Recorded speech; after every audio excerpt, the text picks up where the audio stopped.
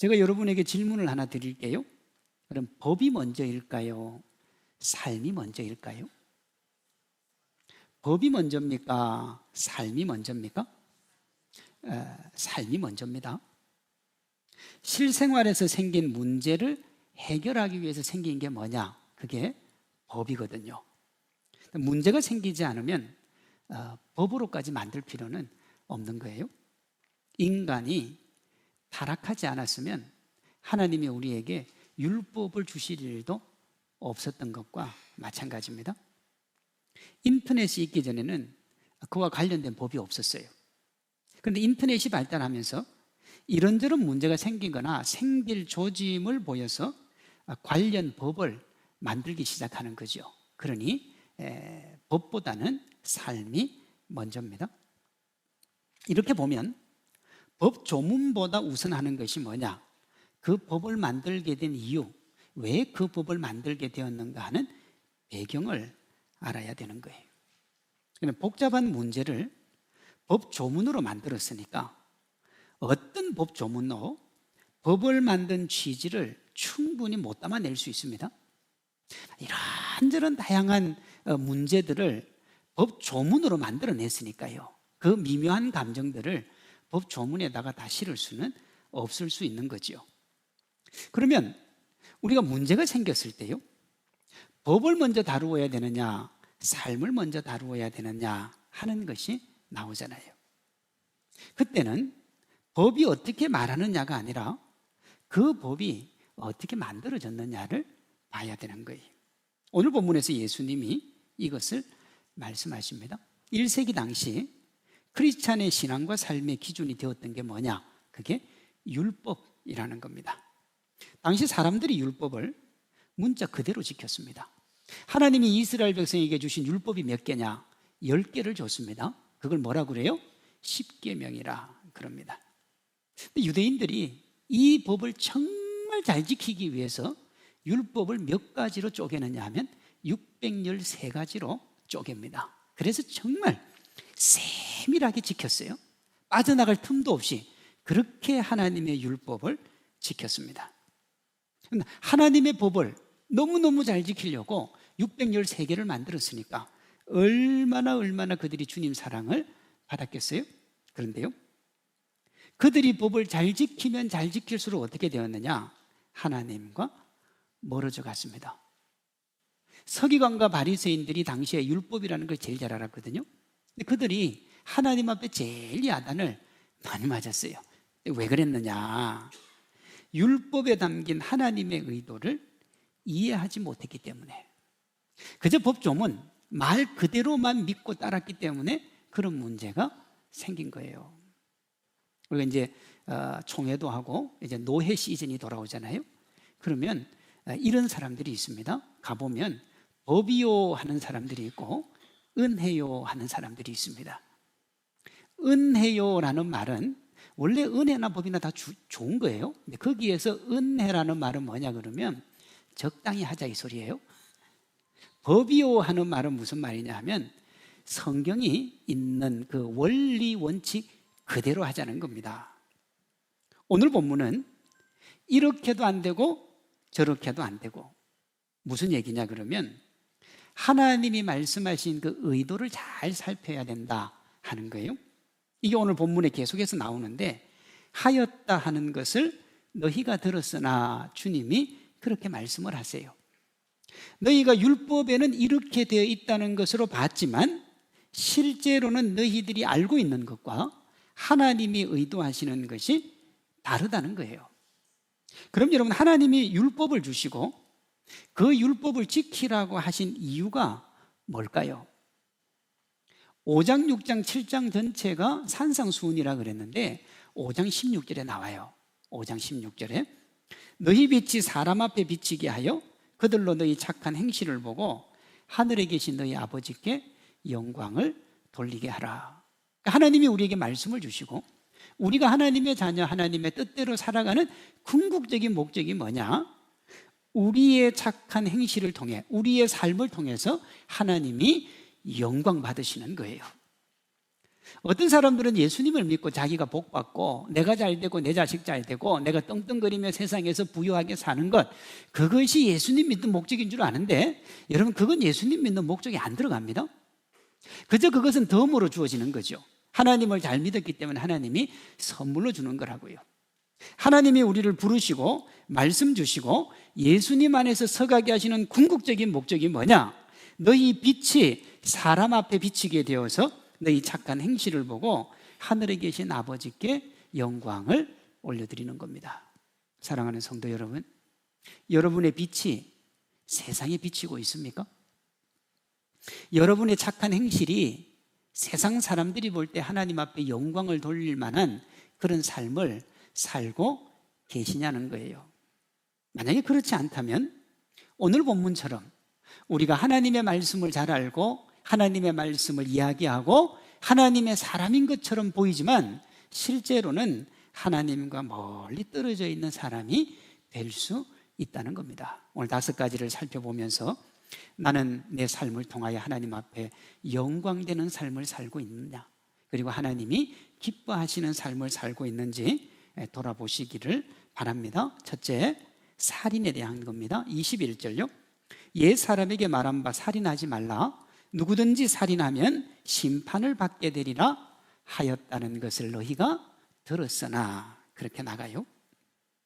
너희가 살인하지 말라는 것을 들었지만 실제 그것은 내가 가르쳐 준 것하고 조금 차이가 있다, 그 말이에요.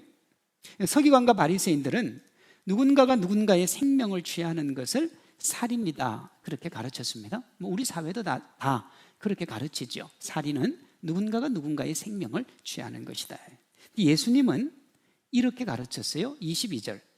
나는 너희에게 이르노니 형제에게 노하는 자마다 심판을 받게 되고 형제에 대하여 나가라 하는 자는 공회에 잡혀가게 되고 미련한 놈이라 하는 자는 지옥불에 들어가게 되리라 그랬어요. 예수님 말씀에 따르면 타인과의 어떤 관계에 문제가 생겨서 내가 상대방에게 분노를 품는 것, 그게 뭡니까? 살인입니다. 내가 누군가에게 분노를 품어서 그 분노가 하루가 지나고 일주일이 지나고 한 달이 지나고 1년이 지나고 수십 년이 지났다 그러면 나는 살인자라고요. 여러분 안에 관계가 깨어져서 그 관계를 회복하지 못하고 계속해서 원수로 지내고 있는 사람이 있다면 여러분이 살인한 사람이라고요. 그런 사람 어디 못 간다고요? 천국 못 간다고요. 오늘 본문에는 지옥 간다, 그렇게 되어 있잖아요. 형제에게 노하고 미련한 놈, 무가치한 자라고 하면 하나님의 심판을 받는다고요. 이건 상대방을 함부로 하거나 무시하는 걸 말합니다. 어디에서 이 무시가 시작이 되었느냐? 마음에서 시작되었을 때부터 하나님은 문제를 삼는 거예요. 세상의 법은 겉으로 드러나서 실질적으로 행동에 옮길 때 문제를 삼는데 하나님은 그것이 마음에 일어났을 때부터 문제를 삼으십니다. 겉으로 구체적인 행위를 하지 않았어도 내 마음속에 상대방을 미워하거나 시기하거나 함부로 대하는 것 자체가 살인이다 하는 거예요. 이미지 갖고는 안 되는 거죠. 하나님께 영광을 돌리고자 하는 진심 어린 열정, 그리고 그 열정으로 사람을 대하고 관계를 맺어야 정말 문제가 없는 것이지, 우리가 그저 겉으로는 웃고 속으로는 칼을 갈고 있으면 문제가 생긴다 이 말이에요. 세상 말로 뒤통수 치는 사람, 하나님이 볼 때는 아니 옳시다 하는 사람이에요. 우리 모두가 그런 사람 되지 않기를 소망합니다. 마음에 분노하고 미워하고 시기하고 질투하는 사람이 있으면 여러분 내려놓으십시오. 나를 위해서도 내려놔야 되고 나의 믿음을 위해서도 내려놔야 되고 하나님의 영광을 위해서도 내려놓아야 되는 거예요. 내려놓으면 되는데 그거 뭐 하려고 품고 그렇게 걸어가겠습니까? 하나님 안에서 자유하시기를 바랍니다. 둘째, 간음에 대한 겁니다. 27절에 또 너희가 간음하지 말라 하였다는 것을 너희가 들었으나, 이 본문을 가지고 주님이 우리에게 간음에 대한 얘기를 하는 줄 아는데 사실 간음은 표면적인 거고요. 주님은 이걸 통해서 다른 말씀을 하려고 하시는 거예요. 1세기 당시에 간음은 뭐냐? 남편이 있는 여인이 다른 남자와 잠자리를 하는 거예요. 1세기 당시에 여자를 제가 계속 여기서 얘기하지만 제대로 이렇게 대우를 해주지 않았습니다. BC 400년 소크라테스, 플라톤, 아리스토텔레스는 여자를 뭐라고 그랬느냐? 덜 진화된 남자다, 그렇게까지 얘기했을 정도니까요. 그래서 이때 당시에 여자에 대한 시선이 너무 안 좋았습니다. 그래서 모든 남자와 여자 사이에 문제가 생기면 전부 여자 책임으로 돌린 거예요. 그런데 예수님이 이 사고를 180도 바꿔버립니다. 28절이요. 나는 너희에게 이르노니 음욕을 품고 여자를 보는 자마다 마음에 이미 간음하였느니라 그랬다고요. 여기에도 뭐가 문제입니까? 마음이죠. 마음이 문제예요. 간음이 여자를 묻는 것인데 예수님은 남자가 문제다 그랬다고요. 이 말씀의 의미는 힘 있는 이들에게 더 큰 책임을 물으신다 하는 거예요. 표면적으로는 남녀 문제지만 근본적으로는 뭘 문제 삼느냐 그러면 힘 있는 자에게 더 많은 책임을 물으신다. 예전이나 지금이나 우리 사회는 힘 있는 사람들에게 관대하고 힘 없는 사람들에게 가혹합니다. 그러나 예수님은 문제의 책임을 물을 때 힘 있는 사람을 먼저 봅니다. 주어진 힘을 자신을 위해 사용하는 것을 하나님은 월권이라 그래요. 나에게 부와 명예와 권세가 이 땅에서 주어졌어요. 세상 사람들은 그걸 자기를 위해 마음껏 쓰죠. 그런데 주님은 그것에 대해서 월권이라고 얘기를 하시고 29절 30절에 보면 그들이 어디 간다고 되어 있습니까? 지옥 간다, 그렇게 되어 있어요. 참 무서운 얘기예요. 이 세상에서 힘 있고 권력 있고 뭐 이렇게 달란트도 좋은 거 많고 그런 사람들이 자기를 위해 쓰면 문제가 된다는 겁니다. 보시면 예수님이 눈을 빼고 천국에 가는 것이 좋고 오른손을 찍어내어 버리더라도 천국에 가는 것이 좋다는 말씀을 간음과 연결을 시켰다는 게 중요한 거예요. 이것은 실제적인 간음을 이야기하는 것이 되지만 넓게는 힘을 가진 이가 그 힘을 함부로 사용하는 것과도 관련이 됩니다. 어떻게 하라는 거예요? 합리적으로 하라는 거예요. 31절을 보세요. 싫으면 이혼 정서를 줘서 서로 문제가 되지 않게 하라 그랬어요. 율법, 즉 힘 있는 사람이 어떻게 하든 여자가 잘못했다고 하는 게 율법입니다. 그러나 예수님은 뭐라고 하느냐? 그 생각을 180도로 바꿔요. 32절을 한번 보세요. 나는 너희에게 이르노니 누구든지 음행한 이유 없이 아내를 버리는 이는 그로 간음하게 하며 또 누구든지 버림받은 여자에게 장가드는 자도 간음함이니라 그랬습니다. 자, 여자를 함부로 버린 사람은 간음 방조죄에 해당하고 그 여인에게 합법적으로 장가가는 이도 간음죄에 걸린다. 당시 율법은 여자에게서 문제를 찾고 남자에게는 자유를 줬습니다. 그런데 예수님은 둘 다 누가 문제라는 거예요? 남자가 문제라는 거예요. 여기서 남자는 남자를 의미하지 않습니다. 힘 있는 사람, 힘을 가지고 자기 유익과 만족을 위해 사용하는 사람이 문제라는 거예요. 일방적인 잘못이 없으면 항상 책임을 누가 지라는 거예요? 힘 있는 사람이 지라는 겁니다. 그 시작도 어디냐? 마음에서 시작하는 거예요. 가지고 있어도 다른 사람에게 영향력을 미칠 수 있는 자리에 있으면 더 조심해야 된다고 하는 것이 이 두 번째 말씀이 우리에게 주는 교훈입니다. 셋째, 맹세에 대한 거예요. 33절. 또 옛사람에게 말한 바 헛맹세하지 말고 내 맹세한 것을 주께 지키라 하였다는 것을 너희가 들었으나. 그래서 맹세를 했으면 지키라 이거예요. 못할 거면 하지 말고. 여기에서 맹세, 여러분 맹세는요 자신이 있으니까 하는 겁니다. 그렇죠? 자신 없는 사람은 맹세를 못하는 거죠. 근데 예수님이 뭐라고 하느냐? 아무리 자신이 있어도 뭐 하지 말라고요?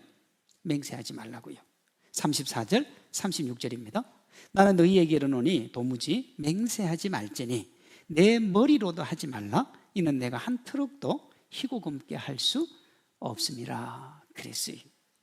예, 요즘 제 머리카락이 제법 많이 흰색이 많이 생겼어요. 예전에는 제 머리에 나는 흰색을 새치라 그랬습니다. 새치. 그래서 새치가 나면 뽑았어요. 우리 아들 보고도 뽑으라 그러고 이렇게 저렇게 뽑았어요. 뭐 아무런 의미도 없는 머리카락 한 올이 흰색으로 있으니까 이게 거슬린 거예요. 근데 그때는 뺐습니다. 요즘은 머리 감다가 머리카락이 떨어지면 너무 속상해요. 너무 속상해요. 그러니까 어떤 분이 이렇게 얘기하더라고요. 목사님 보니까 머리카락이 많은데 그게 뭐가 그래 속상합니까? 옛날에는 제가 이거 2배 있었어요. 그래서 머리 깎으러 가면 항상 이 솎아냈다고요. 근데 요새는 안 솎아내요. 그대로 두더라고요. 제가 방금 뭐라고 그랬느냐? 새치를 아무런 의미도 없는 머리카락이라고 그랬어요. 옛날에는 그랬다고요. 36절 우리 예수님이 아무런 의미도 없는 머리카락 한 올, 그것도 너희가 어떻게 할 수 없는 연약한 존재, 그게 너라는 거예요. 사람 대단한 것 같아도 머리카락 하나도 어떻게 할 수 없다는 거예요. 그러니까 그 어떻게 할 수 없는 그것으로도 너 뭐 하지 말라고요? 맹세하지 말라고요. 맹세에 대한 교훈은 간단합니다. 절대적으로 겸손하라는 겁니다. 뭔가를 판단하는 자리에 서지 말라는 거예요. 말씀을 기준으로 옳다 그르다 하지 더 이상 나가지 말라는 거예요. 더 나가서 판단하고 자신을 내세우면 그게 뭐냐? 그게 악입니다. 37절이요. 오직 너희 말은 옳다 옳다 아니다 아니다 하라. 이에서 지나는 것은 어디에서 나온다고요? 악으로부터 나온다. 그럼 말을 하는 사람이 악이라고 그랬으니까 자신의 기준으로 타인을 평가하고 판단하며 자신의 의의를 하나님께 강요하는 것이, 그렇게 말하는 사람이 악인이라고요. 다시요. 자신의 기준으로 타인을 평가하고 판단하는 사람은 악한 사람이에요. 그럼 여러분 우리 자신을 한번 보십시오. 우리 다른 사람 평가 시도 때도 없이 하죠. 뉴스에 누가 나오면 나쁘다 착하다, 누가 무슨 말하면 저 사람 나쁘다 착하다. 여러분 그 판단과 평가가 뭐라고요? 내가 악인이라는 걸 보여준다고요. 이것이 맹세라는 겁니다. 맹세는요, 자기가 얼마나 자신이 있고 당당한가를 보여주는 그거예요. 자신 없으면 맹세 못하죠. 예수님의 가르침은 뭐냐면 말씀을 따라만 가라는 거예요. 그러면 이렇게 얘기할 수 있습니다. 말씀 따라가면 그 줏대가 없는 거지 자기 줏대가 있어야 되는 거 아니냐. 여러분 자기 생각대로 하는 사람이 진짜 줏대 없는 사람이에요. 왜요?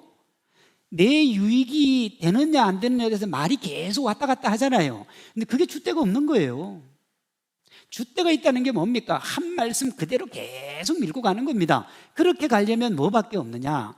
하나님의 말씀 말고는 그렇게 할 수 있는 게 하나도 없어요. 그러니 주님 말씀대로 하는 것이 당당하고 멋지게 사는 길이라는 거예요. 혹 다른 사람을 판단하거나 다른 사람을 너무너무 평가한다면 내려놓으시기를 바랍니다. 너무 자기 기준에 당당하지 마시기를 바랍니다. 특별히 신앙과 관련해서 누구 신앙이 좋다, 누구 신앙이 없다, 여러분 그렇게 말하는 걸 정말 조심하십시오. 아마 여러분들이 어떻게 보셨는지 모르지만 제가 아마 누구 신앙 좋다, 신앙 없다 그렇게 말 안 할걸요. 누가 열심히 한다, 열심히 하지 않는데. 저도 마찬가지입니다. 열심히 하는 거지 제 신앙이 좋은지는 아무도 몰라요. 신앙 좋은 건 누구만 알아요? 주님만 알아요. 우리가 어떤 사람에게 신앙 좋다 없다라고 얘기할 자격이 없어요. 그러니 뭐 해야 하라고요? 저 사람 열심히 한다, 열심히 하지 않는다. 다른 사람을 함부로 평가하는 그런 말 하지 마시기 바랍니다. 넷째, 나를 힘들게 하는 이에 대한 거예요. 38절입니다. 또 눈은 눈으로 이는 이로 갚으라 하였다는 것을 너희가 들었으나. 누가 나의 뺨을 치면 그 뺨을 때리라는 거예요. 그게 레위기 24장 17절 24절에 나오는 동해보복법이라는 겁니다. 서기관과 바리새인들은 이것을 글자 그대로 지켰습니다. 그런데 실상 하나님이 이 법을 만드신 목적은 보복이 아니라 형벌을 통해서 범죄의 재발을 방지하고 그가 더 큰 범죄에 빠지지 않도록 하는 거예요. 그게 목적이에요. 다시요. 누가 나를 힘들게 했을 때 그 목적이 뭐냐 그러면 서로 세워주는 거라고요. 오늘 본문 39절 42절입니다. 나는 너희에게 이르노니, 그러니까 눈은 눈으로 이는 이로 갚았다 하는 것을 너희가 들었으나 나는 너희에게 이르노니 악한 자를 뭐 하지 말라고요? 대적하지 말라. 누구든지 내 오른뺨을 치거든 왼뺨도 돌려대며 또 너를 고발하여 속옷을 가지고자 하는 자에게 겉옷도 가지게 하며 또 누구든지 너로 억지로 오리를 가게 하거든 그 사람과 심리를 동행하고 내게 구하는 자에게 주며 내게 꾸고자 하는 자에게 거절하지 말라. 자, 이 대상이 누굽니까? 오른뺨 돌려대고 오리를 더 가지고 꾸고자 하는 자에게 더 꾸어주는 대상이 누구예요? 일반 사람 아닙니다. 나하고 친밀하게 잘 지내는 사람 아닙니다. 눈은 눈으로 이는 이로 보복해야 될 사람이 나에게 그 요청을 할 때 내가 그렇게 해주라는 거예요. 우리는 참 많이 잘못 알고 있어요. 친구가 오리 가자면 친구 아닙니다. 적이에요. 정말 이런 표현 써서 그렇습니다. 때려 죽여도 시원치 않을 그런 사람이 나한테 오리를 가자고 하면 심리를 가지고 오른뺨 치면 왼뺨을 돌려대고, 인생을 살아가면서 나를 힘들게 하는 사람 한둘은 아마 있을걸요. 그들을 어떻게 하라고요? 더 사랑하라고요. 그들을 더 품어주라고요. 이것이 네 번째입니다. 다섯 번째는 네 번째하고 연결이 됩니다. 원수에 대한 거예요. 힘듦이 두 번 다시 보기 싫은 원수가 된 거예요. 어떻게 해야 될까요? 동양의 사고방식은 원수는 보복을 해야 됩니다. 중국 영화 보면 부모님의 원수를 갚기 위해서 무술을 연마해가지고 처절하게 응징을 하잖아요. 우리 속담에 원수는 외나무다리에서 만난다. 그 말이 무슨 말입니까? 딱 보복을 할 수 있는 자리에서 만나게 돼 있다는 겁니다. 서양 문학 작품에도 로미오와 줄리엣, 원수끼리 함께하면 안 된다는 내용 담고 있습니다. 율법도 겉으로 볼 때는 그렇게 되어 있어요. 43절 또 내 이웃을 사랑하고 내 원수를 뭐 하라고요? 미워하라 하였다는 것을 너희가 들었으나. 이웃은 사랑하고 원수는 뭐 하라고요? 미워하라고요. 똑같은 거죠. 동해보복법하고. 선과 악의 구분을 명확하게 하라 이거예요. 여기서 마찬가지입니다. 선과 악을 누가 판단합니까? 내가 판단하잖아요. 내가. 선과 악은 누가 판단해야 됩니까? 하나님이 판단해야 돼요. 그런데 선과 악을 내가 판단합니다. 내가 판단하면 어떻게 되느냐? 동양이나 서양의 사고방식처럼 응징을 해야 돼요. 44절에 크리스찬은 그렇게 하면 안 된다는 거예요. 나는 너희에게 이르노니 너희 원수를 사랑하며 너희를 박해하는 자를 위해서 뭐 하라고요? 기도하라. 이 말씀이 정말 중요한 말씀이에요. 원수를 뭐 하라고요? 사랑하라고요. 원수 사랑됩니까? 안 됩니다. 사람은 원수를 사랑할 수가 없어요. 원수인데요. 그걸 어떻게 사랑합니까? 원수는 사랑할 수가 없어요. 그래서 그 다음 말씀이 나온 거예요. 너희를 박해하는 자를 위해서 기도하라 그랬습니다. 기도는 뭐냐? 하나님께 모든 것을 맡기는 것이 기도예요. 하나님의 뜻을 따르겠다는 것이 기도입니다. 그렇게 하나님 앞에 다 맡기고 하나님의 뜻을 따를 때 45절에 보면 우리가 뭐가 되느냐? 하나님의 아들이 됩니다. 우리가 기억해야 될 것은 원수를 사랑하라는 말이 아니라 하나님께 맡기라는 말을 기억하는 겁니다. 우리 뭐 할 수 없다고요? 원수 사랑 못해요. 여러분 사랑할 수 있겠습니까? 원수는 고사하고요. 우리는 우리한테 조금 섭섭하게 한 것도 못 견디잖아요. 그렇지 않습니까? 내 반드시 갚아주리라. 내 언젠가는 저걸 보복해 주리라. 근데 원수를 어떻게 사랑합니까? 원수 사랑 어려워요. 어려우니까 주님이 뭐라고 하시느냐? 나에게 맡기라는 거예요. 그리고 내 뜻에 순종하라는 겁니다. 로마서 12장 20절에 이런 말씀이 있어요. 내 원수가 줄이거든 먹이고 목마르거든 마시게 하라. 그리함으로 내가 숯불을 그 머리에 쌓아 놓으리라 그랬습니다. 원수가 줄이거든 먹이고 목마르거든 마시게 하라. 제가 계속 얘기합니다. 할 수 없어요. 근데 어떻게 가능하냐?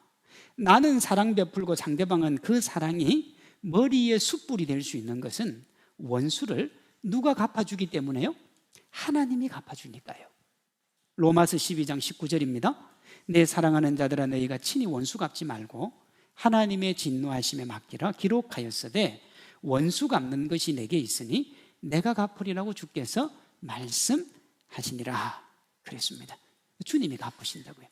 이걸 제일 잘 실천한 사람이 누구냐 그러면 다윗입니다. 다윗은 적들이 있고 적들이 자기를 죽이려 할 때 자기가 원수 갚은 적은 한 번도 없어요. 그러나 항상 누구에게 맡겨요? 하나님께 맡겼어요. 크리스찬은요, 믿지 않는 사람들하고 달라야 됩니다.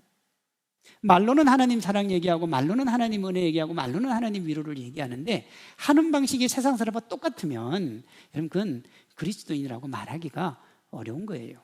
오늘 본문 46절 47절입니다. 너희가 너희를 사랑하는 자를 사랑하면 무슨 상이 있으리요? 또 너희가 너희 형제에게만 무난하면 남보다 더하는 것이 뭐냐 이거예요. 너를 사랑하는 사람을 사랑하는 것은 당연한 거 아닙니까? 여러분 누군가가 나를 사랑하는데 내가 그 사랑에 반응하지 않으면 그게 이상한 거예요. 그게요, 너무 상식적인 이야기를 하는 거죠. 입으로는 하나님 사랑, 이웃 사랑 말하는데 실제로는 정죄하고 판단하면 입만 살았다 그럽니다. 입만 살았다. 그걸 세상 사람들은 너나 잘하세요 그 얘기 한다고요. 46절 47절 말씀처럼 자신들과 별반 다를 바가 없는데 그걸 뭐 예수님 믿었다고 말할 수 있느냐 하는 거예요. 오늘 이 5가지를 통해서, 아니 마태복음 5장 6장 7장을 통해서 예수님이 우리에게 말씀하고자 하는 것은 뭐냐면 삶으로 다름을 보이라는 겁니다. 행함이 있는 신앙에 대한 구체적인 5가지 예를 통해서 예수님이 말씀하고자 하는 것은 행함으로 하나님께 인정받는 크리스찬이 되라는 겁니다. 그럼 하나님은 언제 우리를 인정한다고요? 삶이 있는 신앙을 살아낼 때 하나님이 우리를 인정해 주신다고요. 오늘 본문 48절입니다. 그러므로 하늘에 계신 너희 아버지의 온전하심과 같이 너희도 온전하라 그랬습니다. 주변 사람들에게 삶 있는 신앙으로 여러분이 하나님의 자녀인 것을 보이시기를 바랍니다. 율법의 본질은 타인의 정죄가 아니에요. 서기관과 바리새인들은 율법을 다른 사람을 정죄하는 데 썼다고요. 근데 오늘 예수님 말씀을 보세요. 정죄가 아닙니다. 자기 부인의 토대 위에 신앙과 삶의 일치축으로 하나님께 영광을 돌리는 겁니다. 여러분 신앙생활은 그저 교회 왔다 갔다 하는 거 아니라고요. 예수님 믿고 삶이 변해서 그 삶을 살아내므로 하나님의 기쁨이 되는 믿음의 삶을 사는 게 신앙생활이에요. 이렇게 하려면 어떻게 해야 되느냐? 타인에게 어떤 법을 적용하기 전에 자기에게 먼저 적용해야 되는 겁니다. 문제가 생길 때 타인에게서 문제를 찾지 말고 자기 자신에게서 문제를 찾아야 된다는 거예요. 우리가 다른 사람 잘못하면 야 당신이 문제다, 당신이 이렇게 얘기하잖아요. 딱 보시면 손가락 2개가 당신에게 다 있지만 손가락 3개는 누구한테 와 있습니까? 자기한테로 가잖아요. 알아요 여러분, 자기가 문제라는 걸. 우리가 인정을 안 해서 그렇죠. 타인을 가르치려 하고 타인을 정죄하던 손가락, 자신에게로 돌아섰음을 인정하고 자기 성찰을 먼저 해야 된다는 거예요. 마태복음 7장 4절입니다. 보라 내 눈 속에 들보가 있는데 어찌하여 형제에게 말하기를 나로 내 눈 속에 있는 티를 빼게 하라 하겠느냐?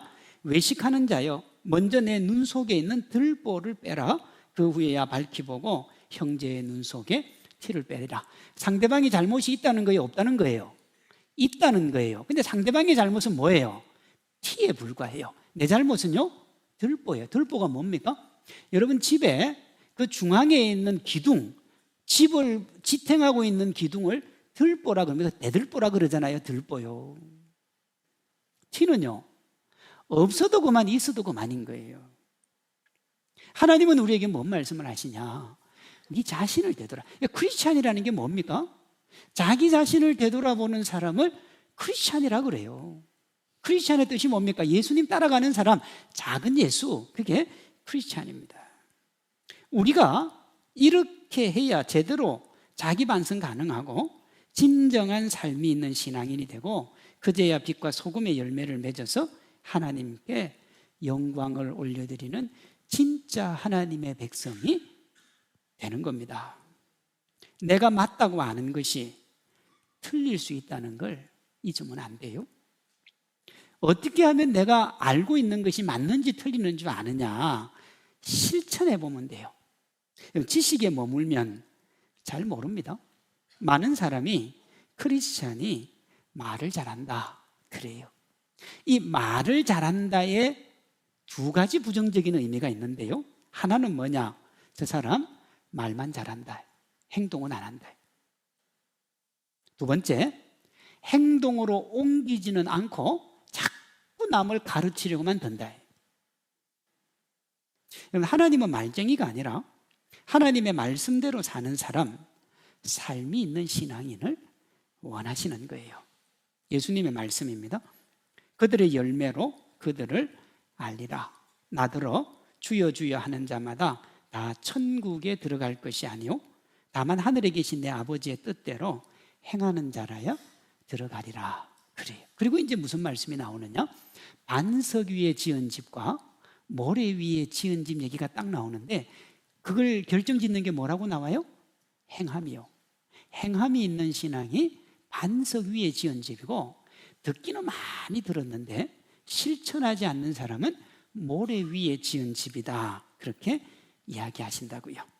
자기중심적인 모습 내려놓고 신앙과 삶의 일치 추구라는 하나님과 이웃 사랑하는 믿음으로 예수님께 칭찬 듣는 우리 모두가 되기를 주님의 이름으로 축원합니다.